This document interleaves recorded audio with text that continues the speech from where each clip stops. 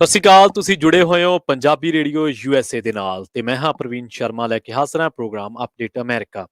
Update America programme ਦੇ ਵਿੱਚ ਅਸੀਂ ਤੁਹਾਨੂੰ ਦੇਵਾਂਗੇ ਇਸ ਪ੍ਰੋਗਰਾਮ ਦੇ ਵਿੱਚ ਅਮਰੀਕਾ ਦੇ ਵਿੱਚ ਵਾਪਰੀਆਂ ਵੱਡੀਆਂ ਘਟਨਾਵਾਂ ਤੇ ਨਾਲ-ਨਾਲ ਵਿਸ਼ਵ ਭਰ ਦੀਆਂ ਵੱਡੀਆਂ ਖਬਰਾਂ ਬਾਰੇ ਅਹਿਮ ਜਾਣਕਾਰੀਆਂ। ਜੋੜਦੇ ਹਾਂ ਹਰਜੋਤ ਸਿੰਘ ਖਾਲਸਾ ਜੀ ਨੂੰ ਨਾਲ ਤੇ ਉਸ ਤੋਂ ਬਾਅਦ ਪ੍ਰੋਗਰਾਮ ਨੂੰ ਤੋਰਦੇ ਹਾਂ ਅੱਗੇ। ਖਾਲਸਾ ਜੀ ਸਤਿ ਸ਼੍ਰੀ ਅਕਾਲ, ਸਵਾਗਤ ਹੈ ਜੀ ਅਪਡੇਟ ਅਮਰੀਕਾ ਪ੍ਰੋਗਰਾਮ ਦੇ ਵਿੱਚ। ਸਤਿ ਸ਼੍ਰੀ ਅਕਾਲ, ਧੰਨਵਾਦ ਜੀ ਆਇਆਂ ਨੂੰ। ਪੰਜਾਬੀ ਰੇਡੀਓ ਯੂਐਸਏ ਦੇ ਜਿੰਨੇ ਵੀ ਸਰੋਤੇ ਸਾਡੇ ਸਾਰੇ ਹੀ ਏਐਮ ਸਟੇਸ਼ਨ, ਐਫਐਮ ਸਟੇਸ਼ਨ, ਘਰਾਂ ਦੇ ਵਿੱਚ ਰੇਡੀਓ ਸੈਟਸ ਦੇ ਰਾਹੀਂ, ਟੈਲੀਫੋਨ ਦੇ ਰਾਹੀਂ, ਫੇਸਬੁੱਕ, ਯੂਟਿਊਬ ਤੇ ਲਾਈਵ ਦੇਖ ਰਹੇ ਹੋ, ਸੁਣ ਰਹੇ ਹੋ, ਸਾਰਿਆਂ ਨੂੰ ਜੀ ਜੀ ਆਇਆਂ ਨੂੰ ਤੇ ਬਹੁਤ ਹੀ ਪਿਆਰ ਤੇ ਸਤਿਕਾਰ ਭਰੀ ਸਤਿ ਸ਼੍ਰੀ ਅਕਾਲ ਸਰੋਤਿਓ। ਅੱਜ ਜੂਨ ਦੀ 24 ਤਰੀਕ ਆ, ਦਿਨ ਸ਼ੁੱਕਰਵਾਰ ਆ। ਤੁਹਾਡੇ ਲਈ ਸਵੇਰ ਦਾ ਅਪਡੇਟ ਅਮਰੀਕਾ ਪ੍ਰੋਗਰਾਮ ਲੈ ਕੇ ਹਾਜ਼ਰ ਹੋਏ ਆ। ਜੀ ਪ੍ਰੋਗਰਾਮ ਦੇ ਵਿੱਚ ਅੱਗੇ ਵਧਣ ਤੋਂ ਪਹਿਲਾਂ ਧੰਨਵਾਦ ਸਾਡੇ ਸਪਾਂਸਰਸ ਦਾ ਜਿਹੜੇ ਜ਼ਰੀਆ ਬਣਦੇ ਨੇ ਇਹਨਾਂ ਪ੍ਰੋਗਰਾਮਾਂ ਨੂੰ ਤੁਹਾਡੇ ਤੱਕ ਪਹੁੰਚਾਉਣ ਦਾ। ਤੇ ਜੇਕਰ ਤੁਸੀਂ ਵੀ ਕਿਸੇ ਪ੍ਰੋਗਰਾਮ ਨੂੰ ਸਪਾਂਸਰ ਕਰਨਾ ਚਾਹੁੰਦੇ ਹੋ ਤਾਂ ਸਟੂਡੀਓ ਦਾ ਨੰਬਰ ਹੈ 408 272 5200। ਖਾਲਸਾ ਇੰਸ਼ੋਰੈਂਸ ਏਜੰਸੀ ਵਾਲੇ ਪਿਛਲੇ ਕਈ ਦਹਾਕਿਆਂ ਤੋਂ ਇੰਸ਼ੋਰੈਂਸ ਦੇ ਵਿੱਚ ਵਧੀਆ ਸੇਵਾਵਾਂ ਦੇਣ ਦੇ ਲਈ ਜਾਣੇ ਜਾਂਦੇ ਨੇ। ਭਰੋਸੇਯੋਗਤਾ ਦਾ ਦੂਜਾ ਨਾਂ ਨੇ। ਕਿਸੇ ਵੀ ਤਰ੍ਹਾਂ ਦੀ ਇੰਸ਼ੋਰੈਂਸ ਲੈਣੀ ਹੈ ਤੇ ਇਹਨਾਂ ਦੇ ਨਾਲ 408 272 2500 ਤੇ ਸੰਪਰਕ ਕੀਤਾ ਜਾ ਸਕਦਾ ਹੈ। ਤਿਰਕਿਆਨਾ ਇਮੀਗ੍ਰੇਸ਼ਨ ਲਾਅ ਫਰਮ ਵਾਲੇ ਜੇ ਤਿਰਕਿਆਨਾ ਇਮੀਗ੍ਰੇਸ਼ਨ ਬਾਬਤ ਤੁਹਾਡਾ ਕੋਈ ਸਵਾਲ ਹੈ, ਕੋਈ ਸਲਾਹ ਕਰਨੀ ਹੈ ਤਾਂ ਜੇ ਦੇ ਨਾਲ 415 909 0503 ਤੇ ਕੰਟੈਕਟ ਕਰ ਸਕਦੇ ਹੋ। Manjit Singh, Narinder Kaur Kular, Avtar Singh Manjal, Clovis, Satnam Singh, Amarjit Singh Dosanjh, Sunny Purewal, Yuba City, Paramjit Singh Deol, Fresno, Lakhbir Singh Samra, Texas, Kamaljit Singh Makhan Daulatpuria, Stockton, Onkar Singh, Fresno, major Singh Sidhu, Varinder Singh Dhaliwal, Hardial Singh, Inderjit Kaur Dhaliwal, Bakersfield, Jassi Gill, Raminder Singh Basra, Talwinder Singh Gill, Bakersfield, Harjit Singh Lathrop, Antelope truck shop ਵਾਲੇ, ਬਰਨਸ ਤੇ ਜ਼ੈਂਡਰ ਗਰੁੱਪ ਵਾਲੇ। ਕਿਸੇ ਵੀ ਤਰ੍ਹਾਂ ਦਾ ਘਰ ਖਰੀਦਣਾ ਜਾਂ ਘਰ ਵੇਚਣਾ ਜਾਂ ਲੈਣਾ ਚਾਹੁੰਦੇ ਹੋ ਹੋਮ ਲੋਨ ਤਾਂ 855 905 2575 ਤੇ ਸੰਪਰਕ ਕਰ ਸਕਦੇ ਹੋ ਜੀ। ਅੱਜ ਦੀਆਂ ਖਬਰਾਂ ਵੱਲ ਆਈਏ ਤੇ ਸਭ ਤੋਂ ਵੱਡੀ ਖਬਰ ਅੱਜ ਯੂਐਸਏ ਦੇ ਵਿੱਚ ਬਹੁਤ ਸਾਲਾਂ ਬਾਅਦ ਜੋ ਯੂਐਸ ਸੁਪਰੀਮ ਕੋਰਟ ਦੇ ਵਿੱਚ ਕੇਸ ਚੱਲ ਰਿਹਾ ਸੀ, ਜੀ ਰੋ ਵਰਸਸ ਵੇਡ ਨੂੰ ਓਵਰਟਰਨ ਦਾ, ਉਹ ਡਿਸੀਜਨ ਆ ਗਿਆ ਆ। ਸੁਪਰੀਮ ਕੋਰਟ ਨੇ ਓਵਰਟਰਨ ਕਰ ਦਿੱਤਾ ਰੋ ਵਰਸਸ ਵੇਡ। ਇਹਦੇ ਮੁਤਾਬਕ ਹੁਣ ਕਿਸੇ ਵੀ ਲੇਡੀ ਦੇ ਕੋਲ ਰਾਈਟ ਨਹੀਂ ਹੈ ਵੀ ਉਹ ਅਬੋਰਸ਼ਨ ਕਰਾ ਲੈ। ਫੈਡਰਲ ਕੌਨਸਟੀਟਿਊਸ਼ਨ ਰਾਈਟ ਖਤਮ ਕਰ ਦਿੱਤਾ ਗਿਆ ਹੈ। ਜੀ ਇਸ ਤੋਂ ਬਾਅਦ ਜਿਹੜੇ ਅਬੋਰਸ਼ਨ ਰਾਈਟਸ ਆ ਉਹ ਸਟੇਟਸ ਡਿਸਾਈਡ ਕਰਨਗੀਆਂ। ਬਹੁਤ ਸਾਰੀਆਂ ਸਟੇਟਸ ਰਿਪਬਲਿਕਨ ਜਿੱਥੇ ਗਵਰਨਰ ਆ, ਤੇ ਉਹ ਪਹਿਲੇ ਕਹਿਤੇ, ਉਹਨਾਂ ਨੇ ਕਹਿਤਾ ਵੀ ਅਸੀਂ ਨਹੀਂ ਇੱਥੇ ਅਲਾਓ ਕਰਾਂਗੇ ਅਬੋਰਸ਼ਨ। ਤੇ ਕੁਛ ਸਟੇਟਸ ਜਿਹੜੀਆਂ ਡੈਮੋਕ੍ਰੇਟਸ ਹੈਗੀਆਂ ਆ ਉਹ ਕਹਿੰਦੇ ਵੀ ਅਸੀਂ ਅਲਾਓ ਕਰਾਂਗੇ। ਸੁਪਰੀਮ ਕੋਰਟ ਨੇ ਇਹ ਕਿਹਾ ਵੀ ਜੇ ਕਾਂਗਰਸ ਐਕਟ ਕਰੂਗੀ ਫੇਰ ਹੀ ਇਹਦੇ 'ਚ ਕੁਛ ਚੇਂਜ ਹੋ ਸਕਦਾ ਹੈ। ਉਹਨਾਂ ਨੇ ਆਪਣਾ ਜਿਹੜਾ ਡਿਸੀਜਨ ਦੇ ਦਿੱਤਾ ਹੈਗਾ। ਸੋ ਇਹਦੇ ਨਾਲ ਹੁਣ ਬਹੁਤ ਜ਼ਿਆਦਾ ਹਿਲ-ਜੁਲ ਹੋਈ ਹੈਗੀ ਆ। ਆਉਣ ਵਾਲੀਆਂ ਇਲੈਕਸ਼ਨ ਦੇ ਉੱਤੇ ਵੀ ਇਹਦਾ ਬਹੁਤ ਅਸਰ ਪਊਗਾ। 2000 ਜਿਹੜੀਆਂ 22 ਦੇ ਨਵੰਬਰ ਦੇ ਵਿੱਚ ਹੋਣੀਆਂ ਆ। ਇਹਦੇ ਬਾਰੇ ਵੱਖ-ਵੱਖ ਪ੍ਰੋਮੀਨੈਂਟ ਜੋ ਪਰਸਨ ਆ, ਲੋਕ ਆ ਯੂਐਸਏ ਦੇ ਵਿੱਚ, ਉਹਨਾਂ ਨੇ ਆਪਣੇ ਵਿਊ ਪੁਆਇੰਟ ਦੇਣੇ ਸ਼ੁਰੂ ਕੀਤੇ ਆ। ਜੀਓਪੀ ਦੀ ਸੈਨੇਟਰ ਸੂਜ਼ਨ ਕੋਲਿਨਸ, ਉਹਨਾਂ ਨੇ ਇਹ ਕਿਹਾ ਵੀ ਸੁਪਰੀਮ ਕੋਰਟ ਦਾ ਡਿਸੀਜਨ ਜੋ ਓਵਰਟਰਨ ਕੀਤਾ ਗਿਆ ਹੈ ਰੋ ਵਰਸਸ ਵੇਡ, ਇਨਕੰਸਿਸਟੈਂਟ ਆ। ਖਾਸ ਕਰਕੇ 2 ਸੁਪਰੀਮ ਕੋਰਟ ਦੇ ਜੱਜ ਕੈਵਨਾ ਤੇ ਜੱਜ ਨੀਲ ਗੌਰਸ਼ਿਸ਼ ਦਾ, ਕਿਉਂਕਿ ਜਦੋਂ ਉਹਨਾਂ ਨੇ ਟੈਸਟੀਮੋਨੀਅਲਸ ਦਿੱਤੀਆਂ ਸੀਗੀਆਂ ਜੀ ਉਸ ਟਾਈਮ ਤੇ ਉਹਨਾਂ ਨੇ ਬਿਆਨ ਹੋਰ ਤਰ੍ਹਾਂ ਦੇ ਦਿੱਤੇ ਸੀਗੇ। ਇਕੋਨੋਮਿਸਟ ਜੋ ਹੈਗੇ ਆ ਉਹਨਾਂ ਨੇ ਵਾਰਨਿੰਗ ਦਿੱਤੀ ਆ ਵੀ ਇਸ ਰੂਲਿੰਗ ਦੇ ਨਾਲ ਬੀਬੀਆਂ ਦਾ ਇਕਨੋਮਿਕ ਤੇ ਸੁਸਾਈਟਲ ਜੋ ਪੋਜੀਸ਼ਨ ਆ ਜੀ ਉਹਦੇ ਉੱਤੇ ਬਹੁਤ ਜ਼ਿਆਦਾ ਅਸਰ ਪਊਗਾ। ਲਿਬਰਲ ਜਸਟਿਸਸ ਜੋ ਆ ਉਹਨਾਂ ਨੇ ਡਿਸੈਂਟ ਕੀਤਾ ਆ। ਰਿਪਬਲਿਕਨਸ ਨੇ ਹੱਕ ਦੇ ਵਿੱਚ ਜਿਹੜਾ ਡਿਸੀਜਨ ਦਿੱਤਾ ਵੀ ਅਸੀਂ ਇਸ ਨੂੰ ਓਵਰਟਰਨ ਕਰਨ ਜਾ ਰਹੇ ਹੈਗੇ ਆ। ਸ਼ਿਕਾਗੋ ਦੇ ਹੈਲਥ ਕੇਅਰ ਵਰਕਰਸ ਐਨ ਮੈਰੀ ਸਟਾਫ 59 ਸਾਲਾਂ ਦੀ ਓਲਡ ਰਜਿਸਟਰਡ ਨਰਸ ਆ। ਉਸਨੇ ਇਹ ਕਿਹਾ ਹੈ ਵੀ ਇਹਦੇ ਡਿਸੀਜਨ ਆਉਣ ਦੇ ਨਾਲ ਬਹੁਤ ਸਾਰੀਆਂ ਲੇਡੀਜ਼ ਦੀ ਮੌਤ ਵੀ ਹੋਊਗੀ ਜਿਹੜੀਆਂ ਇਲੀਗਲ ਅਬੋਰਸ਼ਨ ਕਰਨਗੀਆਂ, ਕਿਉਂਕਿ ਲੀਗਲ ਨਹੀਂ ਹੋ ਸਕੂਗਾ ਬਹੁਤ ਸਾਰੀਆਂ ਸਟੇਟਸ ਦੇ ਵਿੱਚ। ਹਮ, ਵਿਮਨ ਵਿਲ ਡਾਈ, ਇਹ ਉਹਨਾਂ ਨੇ ਕਿਹਾ ਆ ਵੀ ਮੈਂ ਹੈਲਥ ਵਰਕਰ ਹੈਗੀ, ਮੈਨੂੰ ਪਤਾ ਆ। ਇਸੇ ਤਰ੍ਹਾਂ ਮੈਂਚਨ ਜੋ ਆ, ਸੈਨੇਟਰ ਜੋ ਮਨਚਨ, ਉਹ ਆਪਣੇ ਆਪ ਨੂੰ ਪ੍ਰੋ ਲਾਈਫ ਕਹਿੰਦੇ ਹਮੇਸ਼ਾ ਹੀ, ਪਰ ਉਹਨਾਂ ਨੇ ਇਸ ਡਿਸੀਜਨ ਦੇ ਬਾਰੇ ਇਹ ਕਿਹਾ ਵੀ ਮੈਂ ਬਹੁਤ ਡੀਪਲੀ ਡਿਸਪੁਆਇੰਟਡ ਹੋਇਆ ਹੈਗਾ ਆ ਇਸ ਡਿਸੀਜਨ ਦੇ ਬਾਬਤ। ਯੂਐਸ ਦੇ ਅਟਾਰਨੀ ਜਨਰਲ ਗਾਰਲੈਂਡ, ਉਹਨਾਂ ਨੇ ਕਿਹਾ ਵੀ ਮੈਂ ਸਟਰੋਂਗਲੀ ਸੁਪਰੀਮ ਕੋਰਟ ਦੇ ਇਸ ਡਿਸੀਜਨ ਦੇ ਨਾਲ ਡਿਸਐਗਰੀ ਕਰਦਾ ਹੈਗਾ ਆ। ਤੇ ਸੁਪਰੀਮ ਕੋਰਟ ਦਾ ਓਪੀਨੀਅਨ ਓਵਰਟਰਨ ਕਰਨ ਦੇ ਲਈ ਰੋ ਵਰਸਸ ਵੇਡ ਦਾ, ਇਹ ਇੱਕ ਤਰ੍ਹਾਂ ਦੇ ਨਾਲ ਕਹਿੰਦੇ ਵੀ ਹੁਣ ਮੂਵਮੈਂਟ ਸ਼ੁਰੂ ਹੋਊਗੀ। ਪਲੈਨਡ ਪੇਰੈਂਟਹੁੱਡ ਦੇ ਜੋ ਆਫੀਸ਼ੀਅਲਸ ਹੈਗੇ ਆ, ਉਹਨਾਂ ਦੇ action fund president Alexis McGill Johnson, ਉਹਨਾਂ ਨੇ ਕਿਹਾ ਵੀ ਇੱਕ ਤਰ੍ਹਾਂ ਨਾਲ ਹੁਣ ਇਸ ਦੇ ਅਗੇਂਸਟ ਮੂਵਮੈਂਟ ਸ਼ੁਰੂ ਹੋਊਗੀ। ਸੈਨੇਟਰ ਐਲਿਜ਼ਾਬੈਥ ਵੈਰਨ ਨੇ ਕਿਹਾ ਵੀ ਸੁਪਰੀਮ ਕੋਰਟ ਨਹੀਂ ਆਖਰੀ ਸ਼ਬਦ ਹੈਗਾ। ਜੀ ਲੋਕਾਂ ਦਾ ਹੈਗਾ ਆ ਡਿਸੀਜਨ ਆਖਰੀ ਵੀ ਕੀ ਕਰਨਾ ਹੈਗਾ। ਪਰ ਹੁਣ ਦੇਖੋ ਵੀ ਕਾਂਗਰਸ ਇਹਦੇ ਤੇ ਕੀ ਕਰਦੀ ਹੈ। ਜੇਪੀ ਮੋਰਗਨ ਚੇਜ਼ ਜਿਹੜੀ ਕੰਪਨੀ ਆ, ਉਹ ਕਹਿੰਦੇ ਆ ਵੀ ਜਿਹੜੇ ਵਰਕਰਸ ਆ ਉਹਨਾਂ ਦੇ, ਜੇ ਉਹ ਕੋਈ ਅਬੋਰਸ਼ਨ ਕਰਾਉਣਾ ਚਾਹੁੰਦਾ ਆ ਜੁਲਾਈ 1 ਤੋਂ ਬਾਅਦ, ਤੇ ਉਹ ਉਹਨਾਂ ਦਾ ਟਰੈਵਲ ਬੈਨੀਫਿਟਸ ਖਰਚਾ ਦੇਣਗੇ। ਹਾਊਸ ਦੇ ਰਿਪਬਲਿਕਨਸ ਇਹ ਕਹਿ ਰਹੇ ਆ ਵੀ ਇਸ ਡਿਸੀਜਨ ਤੋਂ ਬਾਅਦ, ਸੁਪਰੀਮ ਕੋਰਟ ਦੇ ਡਿਸੀਜਨ ਤੋਂ ਬਾਅਦ ਹੋ ਸਕਦਾ ਵੀ ਉਹ ਐਗਰੀ ਕਰ ਜਾਣ ਵੀ 15 ਹਫ਼ਤੇ ਤੋਂ ਬਾਅਦ ਜੋ ਆ ਅਬੋਰਸ਼ਨ ਨਹੀਂ ਹੋ ਸਕਦਾ, ਜੇ ਇਹ ਬਿੱਲ ਆਉਂਦਾ ਹੈਗਾ ਸੈਨੇਟ ਜਾਂ ਕਾਂਗਰਸ ਦੇ ਵਿੱਚ। ਤੇ ਸਿਵਲ ਤੇ ਰੀਪਰੋਡਕਟਿਵ ਰਾਈਟ ਗਰੁੱਪਸ, ਉਹਨਾਂ ਨੇ ਵੀ ਕ੍ਰਿਟੀਸਾਈਜ਼ ਕੀਤਾ ਹੈਗਾ ਇਸ ਡਿਸੀਜਨ ਨੂੰ ਲੈ ਕੇ। ਕਹਿੰਦੇ ਭਈ ਇਸ ਰੂਲਿੰਗ ਦੇ ਨਾਲ ਕੋਰਟ ਬੈਟਲਸ ਹੁਣ ਸਟੇਟਸ ਦੇ ਵਿੱਚ ਸੈਟਅਪ ਹੋ ਜਾਣਗੀਆਂ। ਵੱਖ-ਵੱਖ ਸਟੇਟਾਂ ਦੇ ਵਿੱਚ ਜਿਹੜੇ ਆ ਲਾ ਸੂਟ ਫਾਈਲ ਹੋਣਗੇ। ਜੀ national right to life convention, ਉਹਨਾਂ ਨੇ ਬਹੁਤ ਖੁਸ਼ੀ ਜ਼ਾਹਰ ਕੀਤੀ ਆ। ਕਹਿੰਦੇ ਵੀ ਇਹ ਡਿਸੀਜਨ ਤਾਂ ਬਹੁਤ ਪਹਿਲਾਂ ਹੋਣਾ ਚਾਹੀਦਾ ਸੀ, ਵੀ ਅਸੀਂ ਤਾਂ ਪ੍ਰੋ ਲਾਈਫ ਆ, ਲਾਈਫ ਦੇ ਹੱਕ ਦੇ ਵਿੱਚ ਹੈਗੇ ਆ। CNN ਐਨਾਲਿਸਟ ਜੋ ਆ, ਉਹਨਾਂ ਨੇ ਵੀ ਇਹ ਕਿਹਾ ਆ ਵੀ ਜੋ ਗਰੀਬ ਬੀਬੀਆਂ ਆ ਜਾਂ ਗਰੀਬ ਪਰਿਵਾਰ ਹੈਗੇ ਆ, ਜੀ ਜੋ ਚੂਜ਼ ਕਰਦੇ ਆ ਅਬੋਰਸ਼ਨ, ਤੇ ਉਹਨਾਂ ਦੇ ਉੱਤੇ ਇਹਦਾ ਅਸਰ ਬਹੁਤ ਹੋਊਗਾ। ਤੇ ਅੱਜ ਪ੍ਰੈਜ਼ੀਡੈਂਟ ਜੋ ਬਾਈਡਨ ਹੁਣਾਂ ਨੇ ਇਹ ਕਿਹਾ ਆ ਵੀ ਉਹ ਨੇਸ਼ਨ ਨੂੰ ਐਡਰੈਸ ਕਰਨਗੇ ਰੋ ਵਰਸਸ ਵੇਡ ਓਵਰਟਰਨ ਦੇ ਉੱਤੇ। ਬਾਅਦ ਦੁਪਹਿਰ, ਐਕਚੁਅਲੀ ਹੁਣ ਜਿਸ ਟਾਈਮ ਆਪਾਂ ਤੁਹਾਡੇ ਨਾਲ ਖਬਰਾਂ ਸਾਂਝੀਆਂ ਕਰ ਰਹੇ ਆ, ਹਾਂਜੀ ਹੁਣ ਤੋਂ ਹੀ ਮੈਨੂੰ ਲੱਗਦਾ ਵੀ ਸ਼ਾਇਦ ਉਹ ਰਾਈਟ ਵੇ ਉੱਥੇ ਐਡਰੈਸ ਕਰ ਰਿਹਾ, ਕਿਉਂਕਿ ਆਪਣਾ ਟਾਈਮ ਡਿਫਰੈਂਸ ਹੈਗਾ ਕੈਲੀਫੋਰਨੀਆ ਦੇ ਤੇ ਵਾਸ਼ਿੰਗਟਨ ਡੀਸੀ ਦਾ। ਹੂੰ ਸੋ ਉਹ ਇਸ ਸੰਬੰਧ ਦੇ ਵਿੱਚ ਡਿਸਕਸ ਕਰਨਗੇ। ਟੈਕਸਸ ਦੇ ਅਟਾਰਨੀ ਜਨਰਲ, ਉਹ ਰਿਪਬਲਿਕਨ ਆ, ਤੁਹਾਨੂੰ ਸਾਰਿਆਂ ਨੂੰ ਪਤਾ ਹੀ ਆ, ਉਹਨਾਂ ਨੇ ਇਹ ਕਿਹਾ ਵੀ ਉਹਨਾਂ ਦੀ ਸਟੇਟ ਦੇ ਵਿੱਚ ਅਬੋਰਸ਼ਨ ਇਲੀਗਲ ਆ। ਹੂੰ ਸੋ ਜੂਨ 24 ਉਹਨਾਂ ਨੇ ਹੌਲੀਡੇ ਡਿਕਲੇਅਰ ਕਰ ਦਿੱਤੀ ਆ ਆਫਿਸ ਦੇ ਵਿੱਚ, ਜੀ ਆਪਣੇ ਜੋ ਉਹਨਾਂ ਦਾ ਗਵਰਨਰ ਦਾ ਆਫਿਸ ਹੈਗਾ ਆ। ਅੱਧੀਆਂ ਯੂਐਸ ਦੀਆਂ ਸਟੇਟਸ ਅਬੋਰਸ਼ਨ ਨੂੰ ਬੈਨ ਕਰਨਗੀਆਂ ਰੋ ਵਰਸਸ ਵੇਡ ਜਦੋਂ ਓਵਰਟਰਨ ਹੋ ਗਿਆ। ਸੋ ਇਹਦੇ ਵਿੱਚ ਬਹੁਤ ਸਾਰੀਆਂ ਸਟੇਟਸ ਹੈਗੀਆਂ, ਜਿਸ ਤਰ੍ਹਾਂ ਮੈਂ ਪਹਿਲਾਂ ਹੀ ਸ਼ੁਰੂ ਦੇ ਵਿੱਚ ਦੱਸਿਆ ਸੀ, ਜਿੱਥੇ ਰਿਪਬਲਿਕਨ ਗਵਰਨਰ ਆ, ਰਿਪਬਲਿਕਨ ਰਨ ਸਟੇਟਸ ਆ, ਉਹ ਕਹਿੰਦੇ ਵੀ ਅਸੀਂ ਅਬੋਰਸ਼ਨ ਆਪਣੀਆਂ ਸਟੇਟਸ ਦੇ ਵਿੱਚ ਨਹੀਂ ਹੋਣ ਦੇਵਾਂਗੇ। ਲੂਜ਼ੀਆਨਾ ਦੇ ਅਟਾਰਨੀ ਜਨਰਲ ਨੇ ਇਹ ਕਿਹਾ ਵੀ ਜਿਹੜਾ ਇਹ ਲਾ ਆ ਜੀ ਜੋ ਬੈਨ ਕੀਤਾ ਗਿਆ ਅਬੋਰਸ਼ਨ, ਲੂਜ਼ੀਆਨਾ ਦੇ ਵਿੱਚ ਵੀ ਇਫੈਕਟਿਵ ਅੱਜ ਹੋ ਗਿਆ। ਸੋ ਟੈਕਸਸ ਤੇ ਲੂਜ਼ੀਆਨਾ ਦੋਨਾਂ ਸਟੇਟਾਂ 'ਚ ਹੋ ਗਿਆ। ਜੇ ਸੁਪਰੀਮ ਕੋਰਟ ਦੇ ਜੱਜ ਜਿਨ੍ਹਾਂ ਨੇ ਓਵਰਟਰਨ ਕੀਤਾ ਹੈਗਾ ਰੋ ਵਰਸਸ ਵੇਡ ਦਾ ਇਹ ਜੋ ਰੂਲਿੰਗ ਸੀ, ਉਹਦੇ ਵਿੱਚ ਦੱਸਦੀ ਜਾਈਏ ਕਿਹੜੇ ਜੱਜ ਨੇ ਹੱਕ ਸੀ ਵੀ ਇਸ ਨੂੰ ਓਵਰਟਰਨ ਕੀਤਾ ਜਾਵੇ। ਉਹਨਾਂ ਦੇ ਵਿੱਚ 5 ਜਣੇ, Clarence Thomas, justice Samuel Alito, justice Brett Kavanaugh, justice Neil Gorsuch, justice Amy Coney Barrett, ਜੀ ਇਹ ਸਾਰਿਆਂ ਨੇ ਹੱਕ ਦੇ ਵਿੱਚ ਵੋਟ ਪਾਈ ਆ। ਤੇ 3 ਜਸਟਿਸ ਉਹਨਾਂ ਨੇ ਡਿਸੈਂਟ ਕੀਤਾ, ਉਹਨਾਂ ਨੇ ਅਗੇਂਸਟ ਪਾਈ ਆ। Justice Stephen Breyer, justice Sonia Sotomayor, justice Elena Kagan. Chief justice John Roberts ਆ, ਉਹਨਾਂ ਨੇ ਜੁਆਇਨ ਨਹੀਂ ਕੀਤਾ ਮੈਜੋਰਟੀ ਦੇ ਵਿੱਚ, ਹਾਲਾਂਕਿ ਉਹ ਖੁਦ ਜਿਹੜੇ ਆ ਰਿਪਬਲਿਕਨ ਹੈਗੇ ਆ। ਜੀ ਸੋ ਇਹ ਜੋ ਅੱਜ ਬਹੁਤ ਵੱਡਾ ਡਿਸੀਜਨ ਆਇਆ ਯੂਐਸ ਦੀ ਸੁਪਰੀਮ ਕੋਰਟ ਦਾ, ਰੋ ਵਰਸਸ ਵੇਡ ਨੂੰ ਓਵਰਟਰਨ ਦੇ ਸੰਬੰਧ ਦੇ ਵਿੱਚ, ਉਹ ਆਪਾਂ ਤੁਹਾਡੇ ਨਾਲ ਡਿਸਕਸ ਕੀਤਾ। ਇਹ ਇੱਕ ਬਹੁਤ ਹੀ ਵੱਡਾ ਡਿਸੀਜਨ ਆ ਯੂਐਸ ਦੇ ਇਤਿਹਾਸ ਦੇ ਵਿੱਚ। ਸੋ ਇਹਦੇ ਉੱਤੇ ਬਹੁਤ ਸਾਰੀਆਂ ਲੋਕ ਇਹਦੇ ਹੱਕ 'ਚ ਆਉਣਗੇ, ਅਗੇਂਸਟ ਹੋਣਗੇ।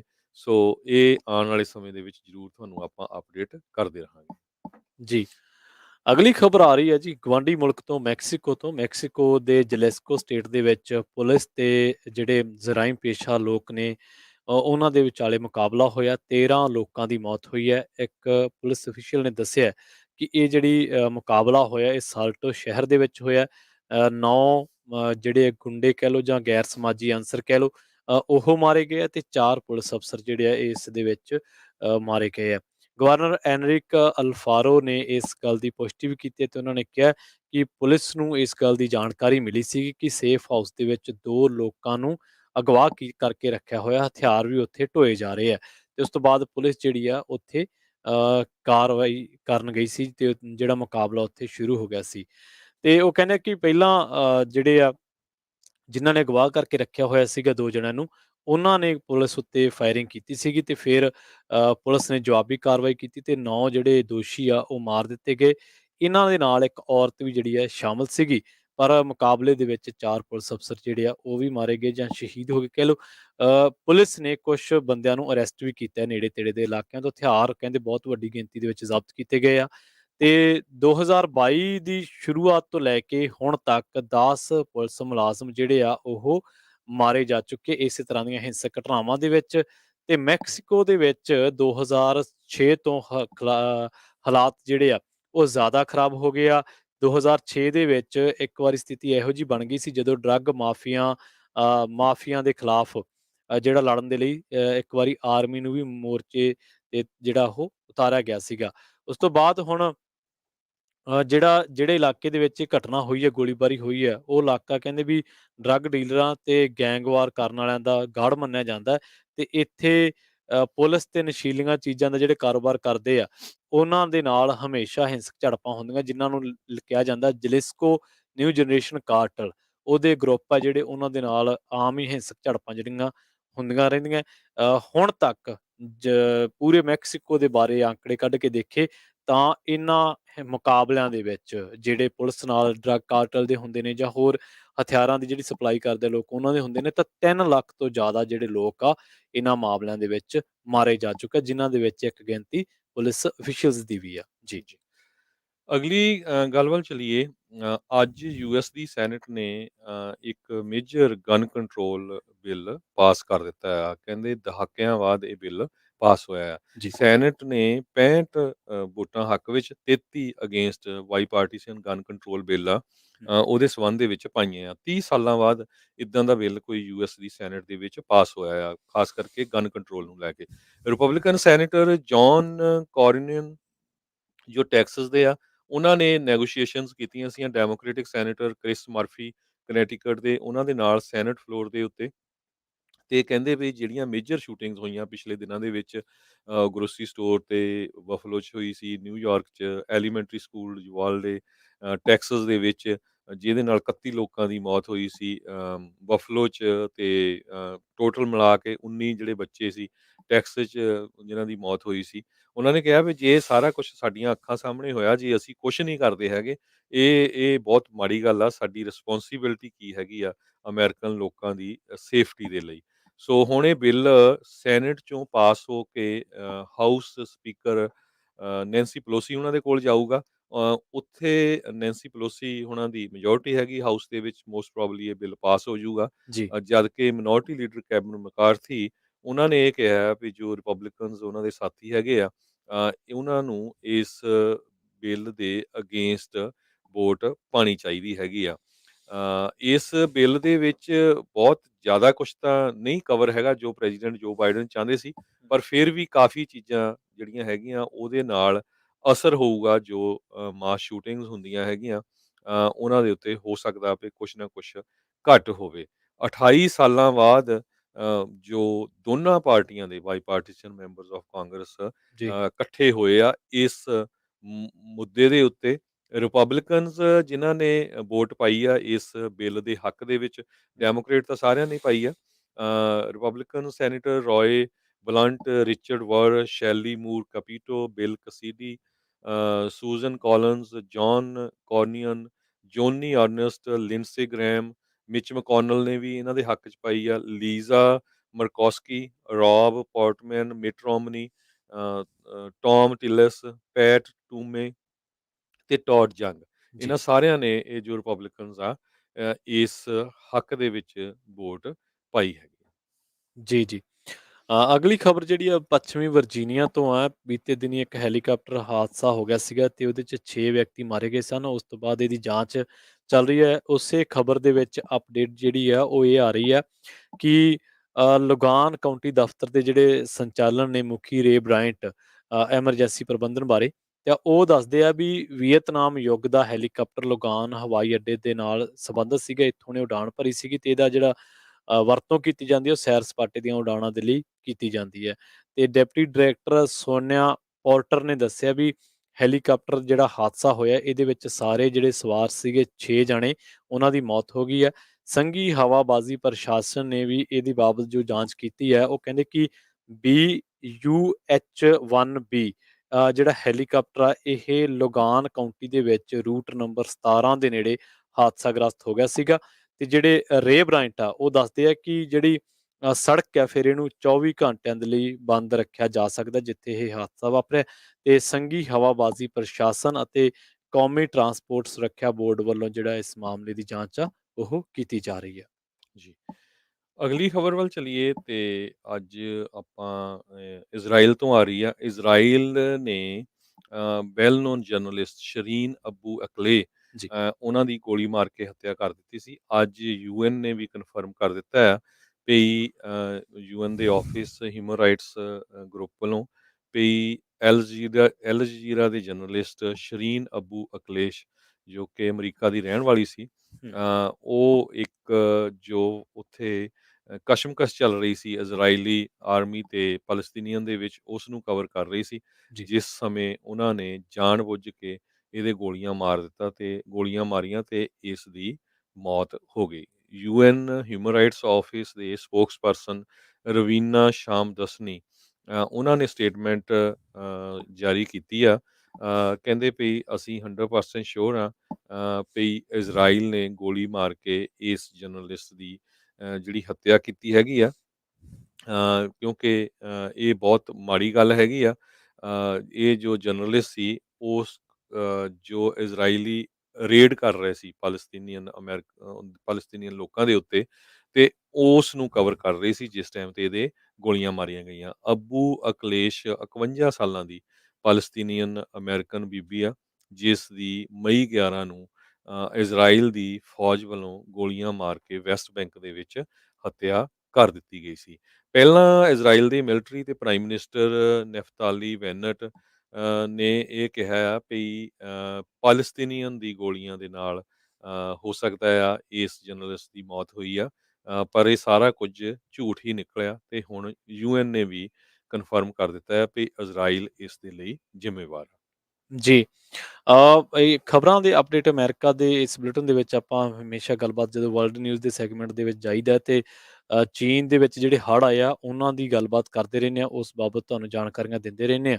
ਇਹਨਾਂ ਹੜ੍ਹਾਂ ਦੇ ਮਾਮਲਿਆਂ ਦੇ ਵਿੱਚ ਹੀ ਇੱਕ ਅਪਡੇਟ ਹੈ, ਉਹ ਇਹ ਹੈ ਕਿ ਚੀਨ ਦੇ ਜਿਹੜਾ ਗੁਆਂਗਡੋਂਗ ਇਲਾਕਾ ਹੈ, ਉੱਥੋਂ ਦੇ ਇਲਾਕੇ ਦੇ ਵਿੱਚ ਹੁਣ ਹੜ੍ਹ ਜਿਹੜੇ ਆ ਬਹੁਤ ਜ਼ਿਆਦਾ ਆ ਚੁੱਕੇ ਨੇ। ਇਸ ਤੋਂ ਇਲਾਵਾ ਗੁਆਂਗਡੋਂਗ ਸੂਬੇ ਦੇ ਸ਼ਾਓਗਾਨ ਇਲਾਕਾ ਹੈ, ਉੱਥੇ ਹੁਣ ਲੋਕਾਂ ਨੂੰ ਹਜ਼ਾਰਾਂ ਲੋਕਾਂ ਨੂੰ ਘਰ ਜਿਹੜੇ ਛੱਡਣੇ ਪੈ ਗਏ ਆ ਤੇ ਇੱਥੇ ਪਾਣੀ ਜਿਹੜਾ ਕਈ ਫੁੱਟ ਤੱਕ ਆ ਗਿਆ ਤੇ ਜ਼ਮੀਨ ਖਿਸਕਣ ਦੇ ਖਤਰੇ ਕਰਕੇ ਸਾਰੇ ਜਿਹੜੇ ਆਮ ਜਨਜੀਵਨ ਆ ਉਹ ਪ੍ਰਭਾਵਿਤ ਹੋਇਆ ਬੁਰੀ ਤਰ੍ਹਾਂ ਦੇ ਨਾਲ। ਕਲਾਸਾਂ, ਦਫ਼ਤਰਾਂ ਦੇ ਕੰਮ, ਜਨਤਕ ਆਵਾਜਾਈ ਜਿਹੜੀ ਆ ਉਹ ਇੱਕ ਵਾਰੀ ਪੂਰੀ ਤਰ੍ਹਾਂ ਦੇ ਨਾਲ ਬੰਦ ਆ ਤੇ ਕਈ ਇਲਾਕਿਆਂ ਦੇ ਵਿੱਚ ਕਈ ਫੁੱਟ ਪਾਣੀ ਜਿਹੜਾ ਉਹ ਖੜ ਗਿਆ। ਜਿਆਂਗਸ਼ੀ ਦੇ ਵਿੱਚ ਆਪਾਂ ਗੱਲਬਾਤ ਕਰਕੇ ਹਟੇ ਸੀਗੇ। 5 ਲੱਖ ਦੇ ਕਰੀਬ ਲੋਕ ਆ ਜਿਹੜੇ ਉਹਨਾਂ ਦੇ ਘਰਾਂ ਨੂੰ ਨੁਕਸਾਨ ਪਹੁੰਚਿਆ ਤੇ ਹੁਣ ਉਹਨਾਂ ਦੀ ਜ਼ਿੰਦਗੀ ਖਤਰੇ ਦੇ ਵਿੱਚ ਹੈ।